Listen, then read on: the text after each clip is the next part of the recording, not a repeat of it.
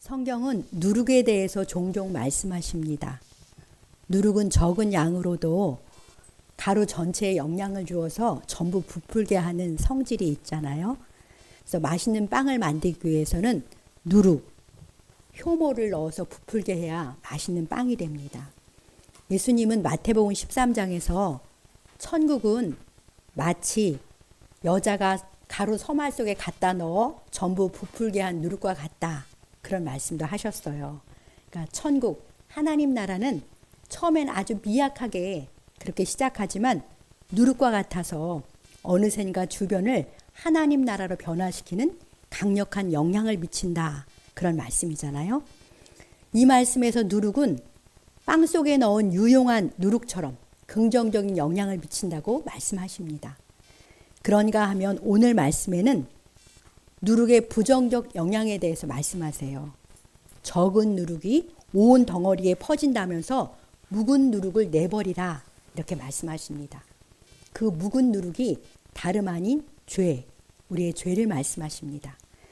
죄는 누룩과 같아서 쉽게 주변에 퍼지고 스며들어서 공동체 전체를 어둡게 하는 그런 속성을 가지고 있어요.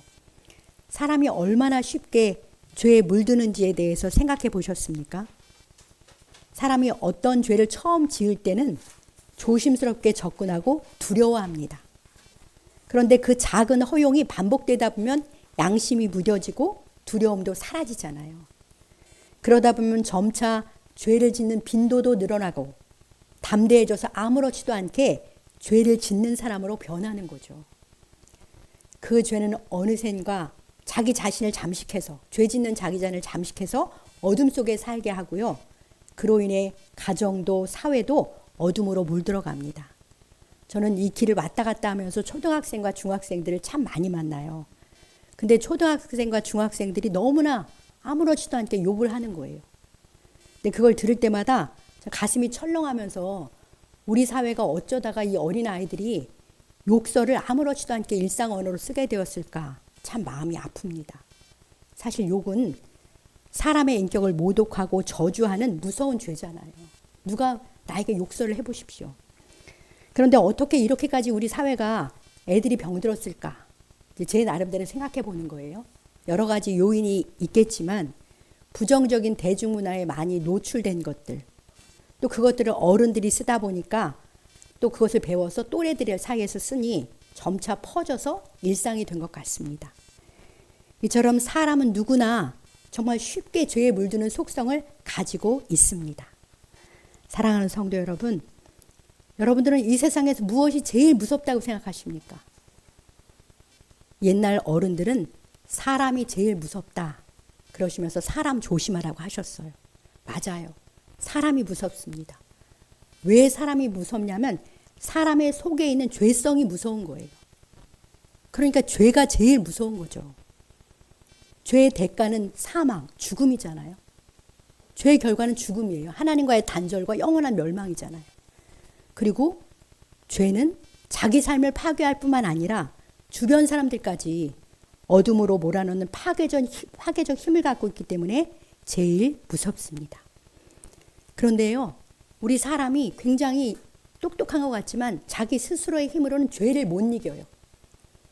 우리 스스로 해결할 수 없는 이 치명적인 죄 문제를 해결해 주신 분이 우리 주님 예수 그리스도십니다. 십자가 죽으심으로 우리의 모든 죄를 다 씻겨주셨고 해결해 주셨고 용서해 주셨어요. 내죄된 내 죄성, 내 안에 죄성이 있잖아요. 그걸 이기며 살 수 있는 능력도 새 생명도 예수님이 우리에게 주셨습니다.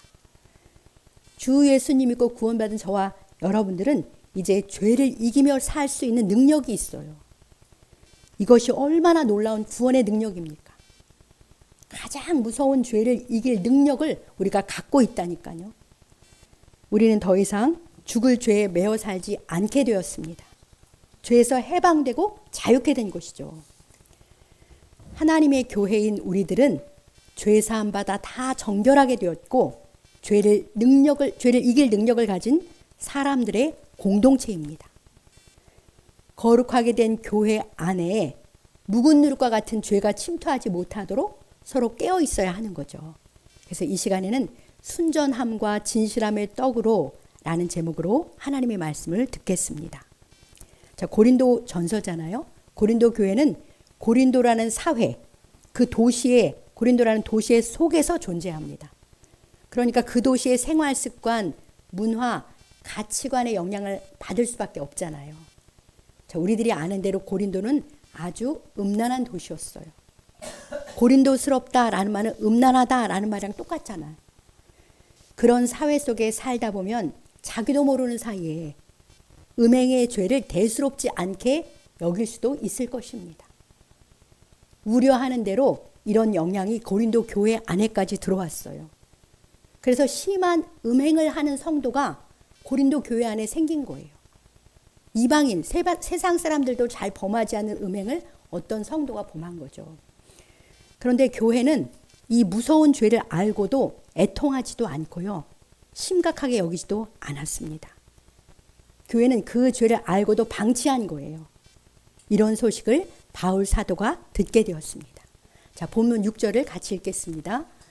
너희가 자랑하는 것이 옳지 아니하도다. 적은 누룩이 온 덩어리에 퍼지는 것을 알지 못하느냐. 네, 이 상황에서, 그러니까 5절까지가 그 음행 이야기거든요. 이 상황에서 고린도 교회는 교만하게 자랑을 했습니다. 이방인 중에도 없는 추악한 음행이 교회 안에 생겼는데 대체 그들은 뭘 자랑했을까요? 이들은 자신들의 관용과 포용을 자랑한 것으로 보입니다. 이건 말이 안 되는 거예요. 정말 부끄럽게 여기고 함께 애통하고 자복하면서 그 더럽고 무서운 죄를 징계하고 제거해야 하는데요. 그런데 이들은 죄에 대해서 무감각해져 있는 거죠. 대수롭지 않게 여기는 고린도 사회의 영향을 그대로 가지고 있는 거예요. 누룩과 같은 죄의 속성을 간과하고 있는 것입니다. 적은 누룩이 온 덩어리에 퍼지는 것처럼 죄는 온 교회에 영향을 끼칠 텐데요. 주님께서 이 문제를 어떻게 하라고 말씀하시는지 결론부터 보겠습니다. 우리 결론이 13절을 장로님 잠깐 보여주십시오. 같이 읽어봅시다. 밖에 있는 사람들은 하나님이 심판하시려니와 이 악한 사람은 너희 중에서 내쫓으라. 네, 대단히 단호하시죠. 하나님께서 이 악한 사람은 너희 중에서 내쫓으라. 단호하게 말씀하십니다. 교회적 용어로 말하면 출교시키라. 그 말씀이에요. 교회 공동체 안에 있는 이 추악한 죄는 아프지만 출교시킨다는 게 아픈 일이잖아요. 근데 반드시 도려내야 한다는 것이죠. 죄는 영적 질병이에요. 그러니까 누룩처럼 이렇게 전체로 번지기 때문에 빨리 그걸 도려내라고 말씀하시는 것입니다. 자, 그런데 오늘날 교회는 죄에 대해서 어떻게 다루고 있습니까? 요즘은 사실 각 성도의 삶에 어떤 죄가 있는지조차 모릅니다. 그만큼 긴밀한 교제가 부족해요. 특히 대형화된 교회 속에서는 각 사람의 상태도 모르고 삶을 알 수가 없습니다. 모르니까 실제적인 도움을 줄 수도 없죠. 본인이 오픈하지 않는 한 알지 못합니다. 자, 설령 안다 해도 현대사회는 다른 사람의 삶에 관여하는 것을 큰 결례로 여기기 때문에 또 귀찮아하기 때문에 죄 문제를 다루기가 어렵습니다. 자, 교회 안에 누가 어떤 죄가 있는지는 모른다지만 오늘의 교회가 발딛고 살고 있는 이 사회를 보면 알 수 있지 않습니까? 고린도 교회가 고린도 사회 속에 살다 보니까 그렇게 된 것처럼요. 바벨론과 같은 세상 속에 살고 있는 우리들이니 교회 안에도 죄가 들어와 있습니다. 매일 여러 가지 죄에 노출되어 살다 보니까 우리도 죄에 무뎌져서 죄를 짓고 사는 거죠. 이와 같은 우리들의 모습에, 교회의 모습에 우리는 함께 애통해야 해요. 그리고 회개부터 해야 하는 것이죠. 나는 바르게 사니까 괜찮다. 그렇게 할 사람이 주님 앞에 없기도 하겠지만 그런 태도도 옳지 않습니다. 설령 바르게 살았다 해도.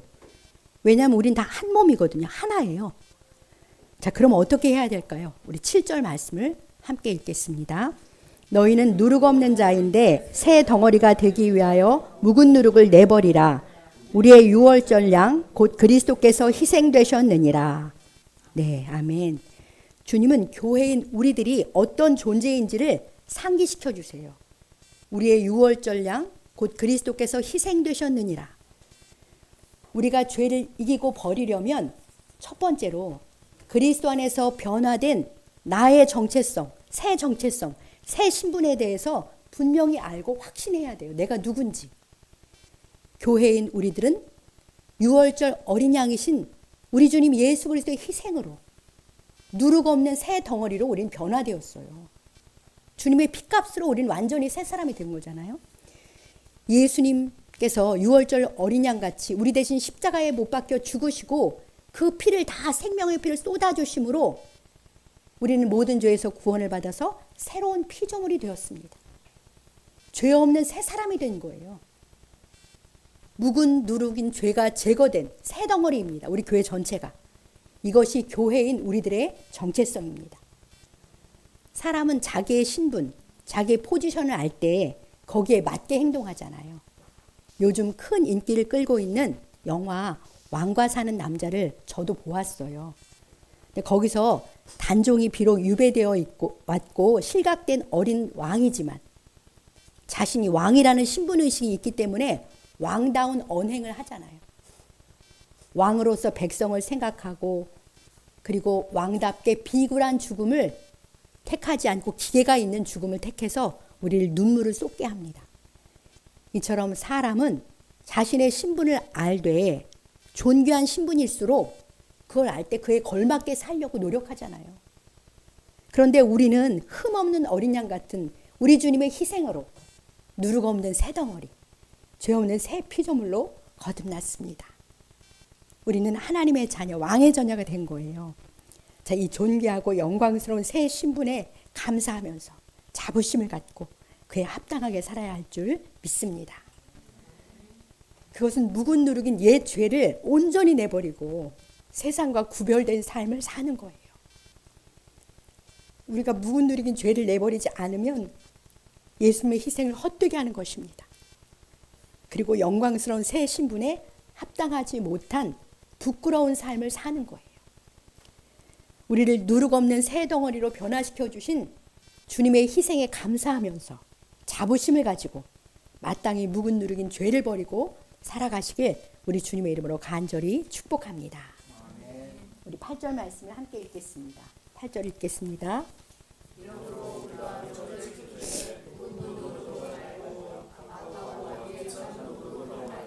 누룩이 없이 오직 순전함과 진실함의 떡으로 하자. 아멘. 자, 우리가 명절을 지키되 라고 말씀하시는데요. 우리, 즉 교회가 어떤 명절을 지킵니까? 먼저 구약의 교회인 이스라엘 백성들은 하나님의 명령을 따라 유월절을 명절로 제정해서 지켰습니다. 그 명절은 자신들을 어린 양의 피로 애굽에서 구원해 준 하나님의 은혜를 잊지 않고 감사하면서 그 백성들이 함께 모여 주님께 제사 예배드리는 그런 명절이잖아요. 절기잖아요. 그때 그들은 무교병을 먹었어요. 무교병은 누룩이 없는, 누룩을 넣지 않은 떡, 아주 순수한 떡입니다. 이와 같이 예수 그리스도의 희생으로 구원받은 오늘의 교회도 성도가 함께 모여 명절을 지켜요. 그것은 교회 공동체가 매주일 함께 모여서 그 받은 구원을 주님께 감사하며 예배드리는 것, 그것이 바로 우리가 지키는 명절인 것이죠. 그러니까 지금 우리가 명절을 주 안에서 지키고 있는 거예요. 크신 구원의 은총을 기억하면서 우리 주님께 감사와 찬송을 드리고 성도와 함께 사랑을 나누는 이 예배가 바로 우리의 명절입니다. 명절의 잔치와 같은, 명절엔 잔치가 있는 거잖아요. 잔치와 같은 예배를 통해서 우리는 구원의 축복을 풍성히 누리는 거예요. 우리는 저 천국에 들어갈 때까지 이 땅에서 공동체와 함께하는 이 예배에서 기쁨과 신실함으로 주님을 경배하고 함께 참여해야 합니다. 이 예배를 통해서 우리는 우리가 하나의 가족이구나, 주님의 교회구나 라는 정체성을 분명히 하게 되고요. 구원의 기쁨을 충만히 누리게 되는 것입니다.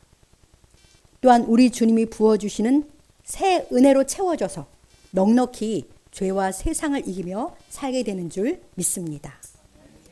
그러니까 우리가 죄를 이기며 정결하게 살 수 있는 두 번째 원리가 무엇입니까? 교회 공동체와 함께하는 이 공적 예배를 통해서 성도의 교제에 지속적으로 함께하며 구원의 기쁨을 풍성히 누리는 거예요. 예배를 통해 우리는 주님께 영광을 돌릴 뿐만 아니라 우리의 신분에 대한 확신도 깊어지고요. 천국 잔치 속에서 구원의 기쁨과 즐거움을 풍성히 누리며 살아갑니다. 지금까지처럼 공동체 예배를 더욱 즐거워하며 구원의 기쁨과 영혼의 풍성함을 누리며 살아가시길 축복합니다. 이제 8절을 다시 보면요. 그런데 이 명절을 제대로 지키려면 어떻게 해야 되냐면 묵은 누룩으로도 말고 악하고 악의에 찬 누룩으로도 말고 누르기 없이 오직 순전함과 진실함의 떡으로 하자 이렇게 말씀하십니다. 구약의 성도들이 6월절 명절을 지킬 때 누룩 없는 떡인 무교병 그걸 드리고 무교병을 먹었어요. 그런 것과 같아야 된다는 거죠. 묵은 누룩인 죄를 버리고 예배에 드려야 합니다. 악하고 악의에 찬 죄를 버리고 오직 순전하고 진실한 떡으로서 우리 자신 떡이 되어서 주님께 드려져야 하는 것이죠. 그래서 우리 교회도 예배 시간에 특별히 주님 앞에서 내 속에 있는 죄를 1분을 줘서 죄를 회개하는 시간을 갖잖아요. 그리고 찬양으로 주님께 영광을 돌리는데요. 그렇게 회개해서 다시 주님께 정결함을 입는 것입니다. 우리 성도들과 함께 예배 드릴 때 또 일상의 삶의 예배에서도 여기서 공예배를 떠나면 삶의 예배를 드리는 거잖아요. 거기서도 우리는 마땅히 누르기 없이 오직 순전함과 진실함의 떡으로 우리 자신을 주님께 드려야 할 줄 믿습니다. 그런데 고린도 교회 성도 중에는 음행이라는 묵은 누룩을 가지고 예배에 참석하는 이가 있었잖아요. 그것은 그 개인도 문제지만 교회는 한 몸이기 때문에요. 공동체 전체가 죄로 오염된 떡과 같은 상태인 거예요. 하나님이 보실 때는. 그러니까 오염된 떡을 주님께 드리고 있는 것입니다. 우리가 주님께 드려지는 떡인데. 그것은 거룩하신 주님이 흠양할 만한 상태의 예배가 아닌 것입니다. 모든 것을 다 아시는 주님은 너무나 마음 아파하시면서 몹시 힘드신 거예요. 그 예배를 받으실 때. 주님께서 그 피값으로 거룩하게 만들어 주셨고 성도로 삼아 주셨고 거룩한 성령께서 거하시는 하나님의 성전이거든요. 우리가. 그런데 추하고 악한 죄를 가지고 주님께 예배를 드리다니요. 그리스도의 희생이 헛되지 않도록 공동체 전체가 오직 순전함과 진실함의 떡으로 유지되어야 하는 것입니다. 주님은 우리 각자의 삶과 중심도 보시지만요. 개인적으로 동시에 우리 공동체를 한 몸으로 보시는 거예요. 우리 각자는 그 몸에 속해 있는 지체이잖아요. 그러니까 나만 바르게 살면 되지 다른 사람은 내가 알 바 아니다. 이건 정말 옳지 않은 태도입니다. 교회 안에서는. 그것은 주님이 주시는 마음이 결코 아닌 거예요. 교회는 우리들의 영적인 몸이에요. 우리의 몸입니다. 교회 공동체 자체가. 실제 내 몸의 한 부위가 병들었을 때 그 병으로 몸 전체가 시달리고 아프잖아요. 눈에 안 보이는 위에 암이 걸렸다고 생각해 보십시오. 음식을 먹을 수가 없어서 몸 전체가 약해지고 정말 다 같이 다 온몸이 고통을 느끼는 것과 같은 거예요. 그러니까 우리는 한 몸인 교회 안에서 먼저는 내 자신이 묵은 누룩을 내버리고 순전하고 진실한 떡이 되어야 하고요. 또 다른 지체의 삶도 사랑으로 살피면서 죄를 버리고 정결한 삶을 살도록 서로 권면하고 도와줘야 합니다. 그러므로 피차 권면하고 피차 덕을 세우기를 너희가 하는 것 같이 하라 이렇게 말씀하셨습니다. 주님은 교회 안에 있는 죄 문제를 아까도 제가 잠깐 읽었지만 아주 강한 어조로 분명히 다루라고 말씀하세요. 우리 본문 11, 12절을 뜻을 생각하면서 같이 읽어보겠습니다. 이제 내가 너희에게 쓴 것은 만일 어떤 형제라 일컫는 자가 음행하거나 탐욕을 부리거나 우상 숭배를 하거나 모욕하거나 술 취하거나 속여 빼앗거든 사귀지도 말고 그런 자와는 함께 먹지도 말라 함이라. 밖에 있는 사람들을 판단하는 것이야 내게 무슨 상관이 있으리오마는 교회 아닌 사람들이야 너희가 판단하지 아니하랴.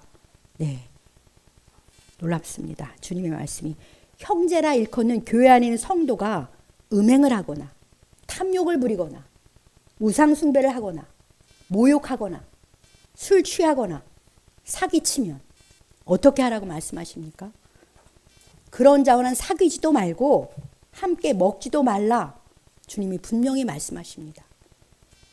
밖에 있는 사람들, 그러니까 믿지 않는 세상 사람들이 우리랑 한 몸이 아니니까 그렇게 해도 상관이 없어요. 그런 사람이랑 세상에서 안 사귀려면 세상 밖으로 떠나야 되니까 그럴 수는 없다고 말씀하시는데요. 왜냐하면 죄가 너무 흔하기 때문에 그런 사람들과 사귀지 않을 수가 없죠. 주님께로 인도하기 위해서도 사귀어야 합니다. 그렇지만 교회 안에 있는 사람들은 우리가 판단하라고 말씀하세요.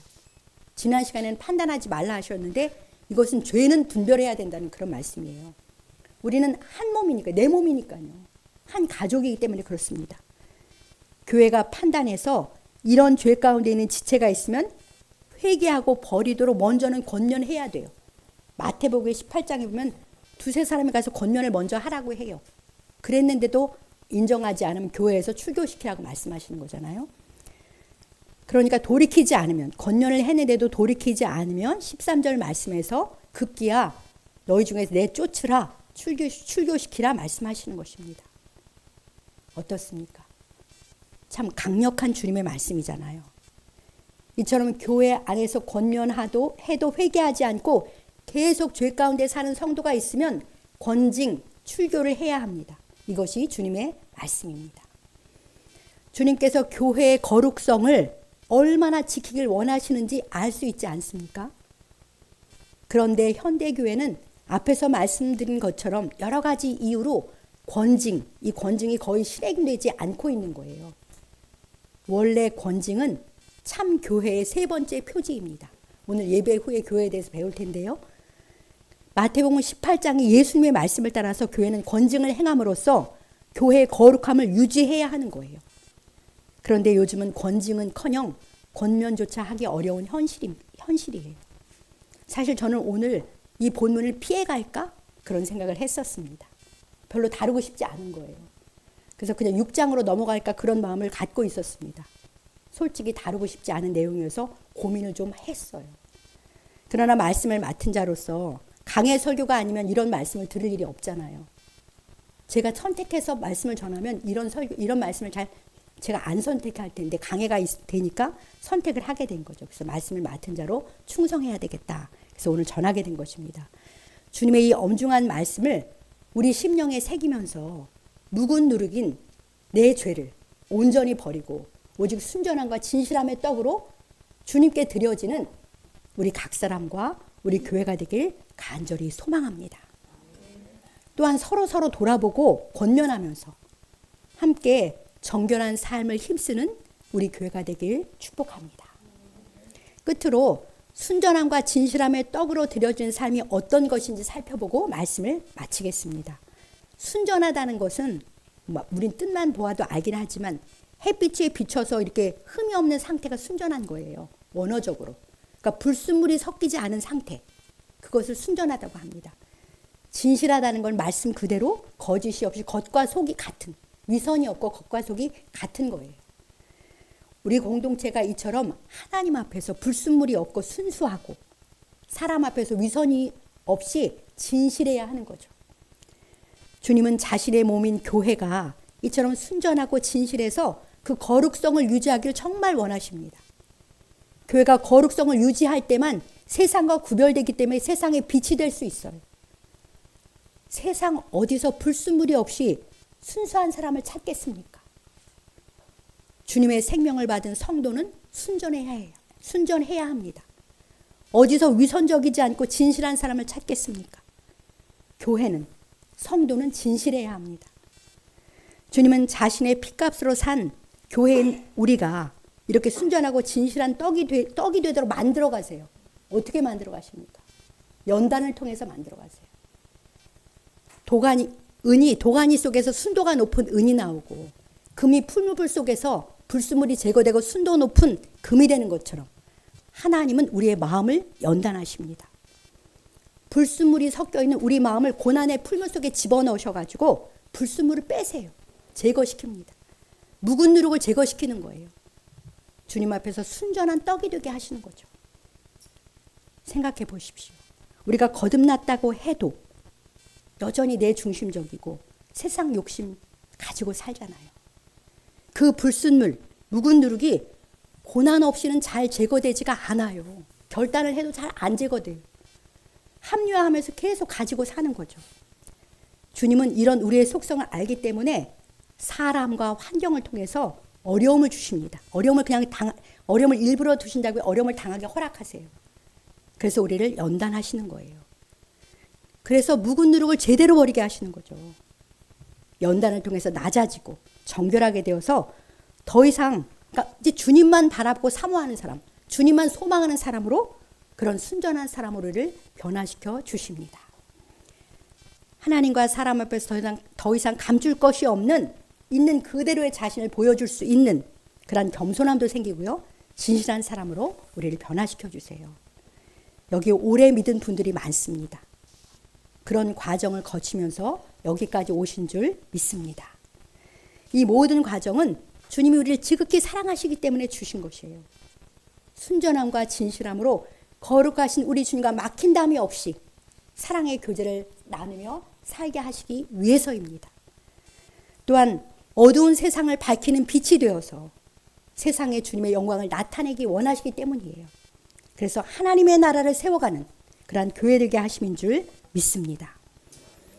이러한 주님의 사랑의 손길을 범사에 신뢰하시면서 배우고 순복하시면서 거룩한 교회로 성도로 살아가시길 우리 주님의 이름으로 축복합니다. 네, 유월절 양 그리스도의 희생으로 거룩하게 된 교회로서 묵은 누룩인 죄를 온전히 버리고 그렇게 살아가시길 바랍니다. 불순물이 없는 순전하고 거짓이 없는 진실한 마음과 삶으로 우리 주님께 영광 돌리는 우리 교회가 되길 주님의 이름으로 간절히 축복합니다.